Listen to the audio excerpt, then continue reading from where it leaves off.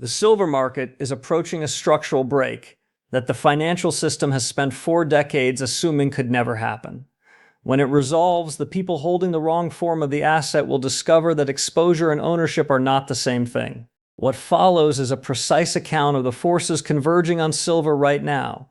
The distinction between the market most investors observe and the one that will actually determine outcomes, and the framework for positioning ahead of a repricing event whose mechanics have no modern equivalent. The objective is not to predict a specific price or date. It is to understand why the conditions that historically produce silver's most dramatic moves are now present in combination, and why the standard ways most investors gain exposure to silver may not deliver what they expect when those conditions finally resolve. The macro backdrop matters because every commodity story is ultimately a monetary story first. We are living through the longest sustained period of monetary distortion in the documented history of central banking. Interest rates were held near zero for over a decade across the developed world. Central bank balance sheets expanded at a pace that has no historical parallel. The cumulative effect was to inflate virtually every traditional asset class to valuations that only make sense in a world of permanently cheap capital.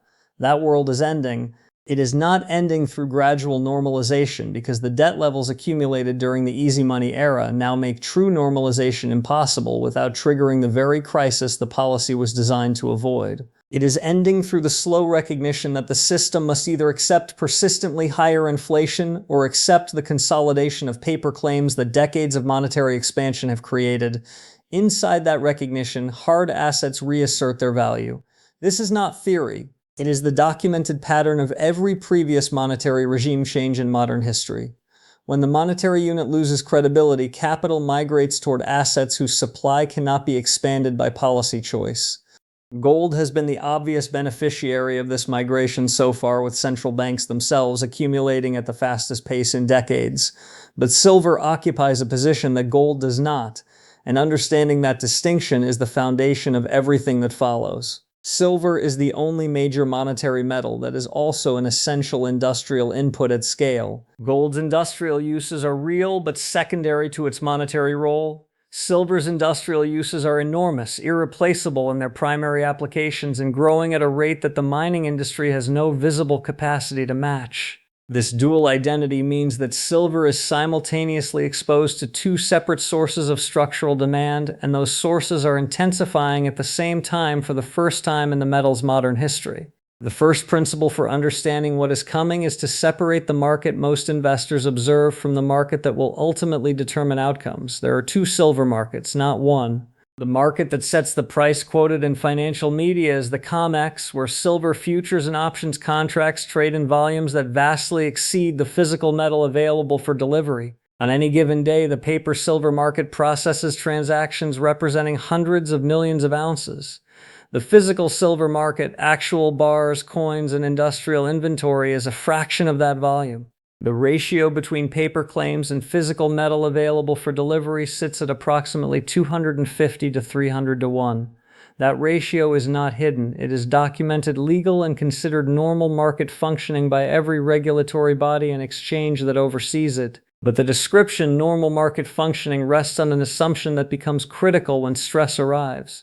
The assumption is that holders of paper claims do not demand physical delivery in numbers that would test the inventory available to satisfy those claims. For 4 decades, that assumption is held because the participants in the paper market were institutions, funds, and traders who wanted exposure to silver price movements, not the metal itself. They rolled their contracts forward. They took settlement in cash. They treated silver as an abstract financial instrument rather than a physical commodity. The system worked because everyone agreed to treat the paper as if it were the same as the metal. The second principle is that this agreement is not a law of nature. It is a behavioral convention that can be broken when participants change what they want from the market. In 2020 and into early 2021, retail investors began purchasing physical silver at rates the modern market had never experienced. Government mints reported backlogs measured in months. The United States Mint suspended sales of silver eagles entirely. Dealer inventories were depleted.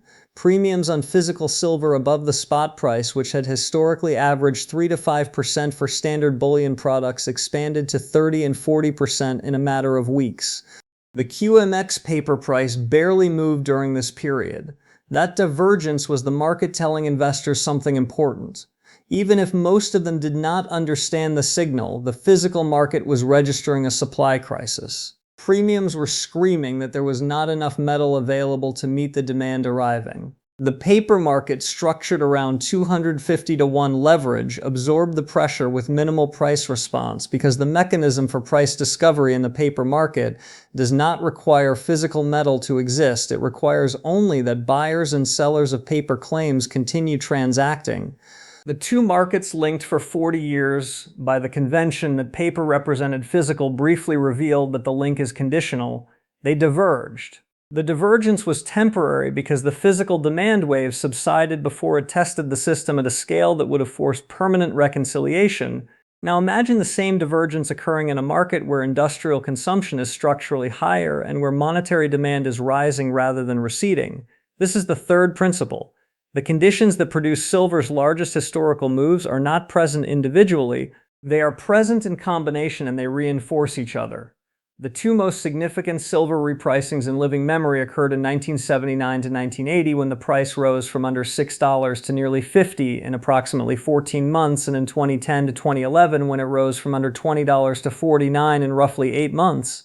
Both moves occurred in environments that were less extreme than the current one on every measurable dimension. Total debt levels were lower, the monetary base was smaller, industrial silver consumption was a fraction of current levels. The geopolitical fragmentation that is reshaping global capital flows had not yet begun. Each previous move occurred when only some of the structural conditions were present. We are now in an environment where all of them are present simultaneously. The industrial demand story is the dimension that most distinguishes the current setup from any previous silver cycle. Solar panel manufacturing has become the single largest industrial consumer of silver, and the metal's role in photovoltaic cells is not optional. Silver is the most electrically conductive element known, and substitutions tested over decades have produced efficiency losses that solar manufacturers will not accept in a market where panel efficiency is a primary competitive variable. In 2023, global solar installations consumed approximately 200 million ounces of silver. Total global mine production in the same year was roughly 820 million ounces. Solar alone accounted for roughly 1 in every 4 ounces produced. The projections for solar deployment through 2030 imply silver consumption from photovoltaic manufacturing that by some credible estimates will approach or exceed current total global mine output from solar alone. That projection does not account for electric vehicles, which use 4 times more silver than internal combustion vehicles. It does not account for the explosive growth in artificial intelligence data center construction, where silver is required in high-performance interconnect circuit boards and cooling systems. It does not account for defense electronics, semiconductor manufacturing, medical devices, or any of the other established industrial applications that consume silver consistently regardless of investment demand. When the mathematics of demand structurally exceed the mathematics of supply with no visible path to resolution, the market must produce a price response sufficient to reconcile the imbalance. This is not a thesis, it is the mechanism by which commodity markets have always operated. The question is not whether the response occurs. The question is what magnitude of response is required to bring demand back into balance with supply, and how quickly the market discovers that magnitude. The fourth principle is to recognize the difference between paper exposure and physical ownership before the divergence becomes visible to the consensus. An investor who holds silver through an exchange-traded fund has exposure to the paper price. The fund's prospectus describes the metal that backs the shares, but the operational reality is that the fund participates in the paper market and tracks the paper price. If the paper and physical markets diverge meaningfully, the question of whether paper claims can be redeemed at the physical price becomes a practical question rather than a theoretical one. The answer depends on the specific structure of the instrument and on the conditions prevailing during the divergence. The investor who holds physical silver in allocated storage or direct possession holds an asset that cannot be replicated by the banking system. That distinction does not matter when the paper-to-physical convention is functioning normally. It matters profoundly when the convention is under stress. The historical precedent for this kind of structural test is the Hunt brothers episode of 1979 and 1980. 2 Texas oil billionaires began accumulating physical silver and demanding delivery on futures contracts rather than rolling them forward. As their holdings grew and as other investors began following the same strategy, the paper price began to detach from its historical range. Silver rose from $6 to nearly $50 in just over a year.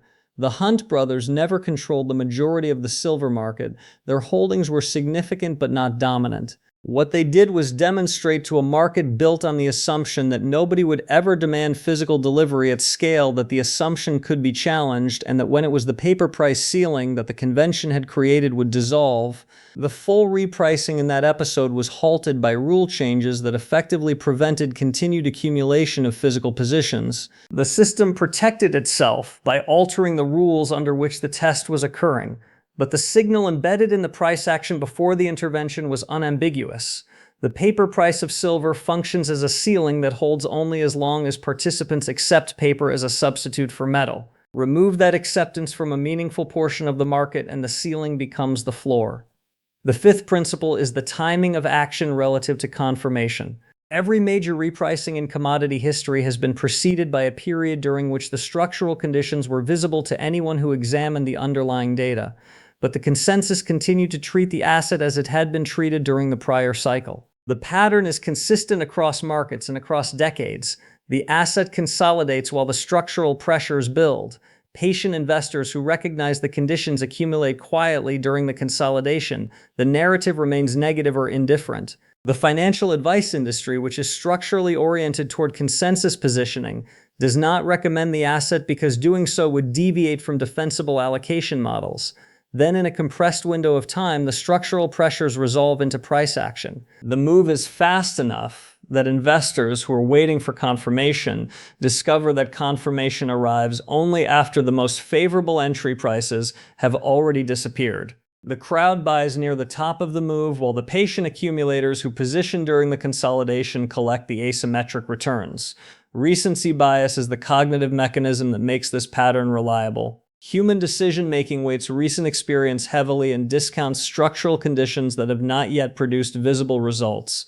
Silver has frustrated investors during its consolidation periods. It has tested patience, it has attracted retail enthusiasm, and then disappointed it. Each cycle of frustration deepens the perception that the asset is unreliable, even as the structural conditions that will eventually produce the next move accumulate beneath the surface.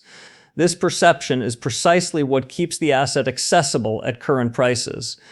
If the conditions were obvious to the consensus, the price would already reflect them.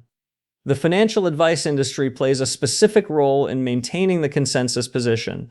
The people working in it are not dishonest. Many are competent professionals operating within incentive structures that reward defensible recommendations and consensus positioning. Recommending a meaningful allocation to silver requires explaining a thesis that contradicts the standard portfolio model and accepting career risk. If the thesis takes longer to resolve than expected, the result is that the industry systematically underweights silver across nearly every client portfolio, regardless of macro conditions. This is not a conspiracy. It is the predictable output of an incentive system that prioritizes conformity over conviction. The asymmetry it creates is real, and it is one of the few remaining structural inefficiencies available to disciplined individual investors. The mental model that captures the current setup is to think of silver as a dual-layer scarcity asset rather than as a single commodity. The first layer is monetary. In a world of expanding fiscal claims and persistent monetary distortion, finite assets that cannot be replicated by policy choice command increasing premiums. The second layer is industrial. In a world of energy transition and AI infrastructure build-out, irreplaceable industrial inputs whose supply cannot expand to meet demand command rising prices regardless of monetary conditions. These layers do not offset each other, they reinforce. The monetary thesis would be sufficient to justify accumulation. The industrial thesis would be sufficient to justify accumulation. The combination occurring simultaneously in the same market for the first time in modern history creates a setup whose magnitude is difficult to estimate using historical analogies because no historical analogy contains both conditions at current scale. The practical implication for portfolio positioning is not concentration. Concentration without understanding is reckless. The implication is that the standard portfolio assumption that inflation protection is adequately addressed through equity exposure bond duration management, and a small gold allocation does not survive contact with the structural conditions now developing. Most portfolios carry substantially less protection against monetary debasement than their holders believe, and substantially less exposure to the structural demand shock building in industrial commodities than the macro environment warrants. Addressing this does not require radical reallocation. It requires honest assessment of current exposure and deliberate adjustment in proportion to the magnitude of the structural change underway. The distinction between paper and physical exposure becomes operationally important at this stage. For investors who treat silver as a trading position with a defined time horizon and clear exit, paper instruments offer convenience and liquidity. For investors who view silver as protection against the specific structural conditions described here, a scenario in which the paper-to-physical ratio is tested by simultaneous monetary and industrial demand, physical possession, or allocated storage provides protection that paper instruments cannot replicate. The question of which exposure is appropriate depends on the investor's thesis and time horizon. The mistake is to assume the two forms are interchangeable when the conditions that would distinguish them have not yet arrived. The deeper principle underlying everything described here is that wealth preservation across monetary regime changes requires holding the form of an asset that cannot be replicated. When the system that prices it comes under stress, paper claims on assets function as the asset when the system is stable. They become claims subject to the integrity of the issuing system when stability is tested. This is true of currency, of bonds, of equity certificates, and of commodity futures.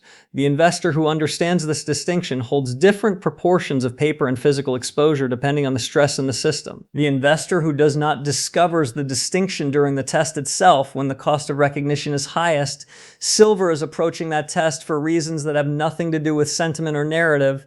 The monetary conditions that drive flight from paper claims are intensifying.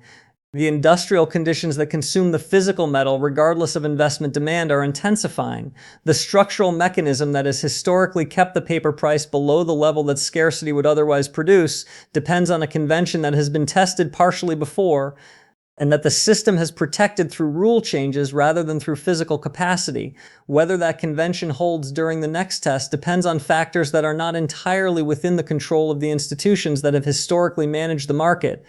The asymmetry available to investors who position deliberately ahead of this test is large. The asymmetry available to investors who wait for confirmation is small. The difference is not analytical sophistication. It is the willingness to act on structural evidence before the narrative confirms it, and the discipline to hold the form of the asset that protects against the specific scenario the evidence implies. These are not exotic skills. They are the basic operating principles of every investor who has compounded wealth across regime changes. What makes them rare is not their complexity, but the psychological discipline required to apply them when the consensus is moving in a different direction. The final observation is that the surprise coming for silver investors is not primarily about price. The price is the visible expression of a structural change. The surprise is about the speed of the change, the mechanics of how paper and physical exposure perform differently during it, and the realization that the assumptions on which most portfolios are built do not survive the conditions that are now developing. Investors who understand the mechanics will not experience the move as a surprise. They will experience it as the predictable resolution of conditions they had already identified and positioned for. Investors who do not understand the mechanics will experience it as the kind of generational repricing event that retrospectively appears obvious but was systematically dismissed during the period when positioning was still possible. Wealth is preserved by understanding the difference between exposure and ownership, between paper and metal, between consensus and structural reality. Wealth is built by acting on that understanding while it remains contrarian. The forces converging on silver right now are not a forecast. They are a documented combination of monetary distortion, industrial consumption, and market structure vulnerability that has no historical equivalent in scale. The window for positioning ahead of the resolution is open. It will not remain open until the resolution itself is visible, because the act of becoming visible is what closes the window. The principles described here apply far beyond silver. They describe how disciplined capital navigates every regime change, every structural inflection, and every moment when consensus positioning diverges from underlying reality. Silver is the current expression of those principles because the conditions in this market are unusually clear. The same framework applies to every asset class as the monetary and industrial transitions of this decade continue to unfold. If this approach to understanding the difference between observable prices and structural mechanics, between paper exposure and physical ownership, between consensus narratives and underlying reality, is the way you want to think about protecting and compounding wealth, subscribe to Drummond-Miller Insights. The purpose here is to apply rigorous macro discipline to the transitions that matter before they become consensus, and to give serious investors the framework they need to position with conviction when conviction is what the moment requires.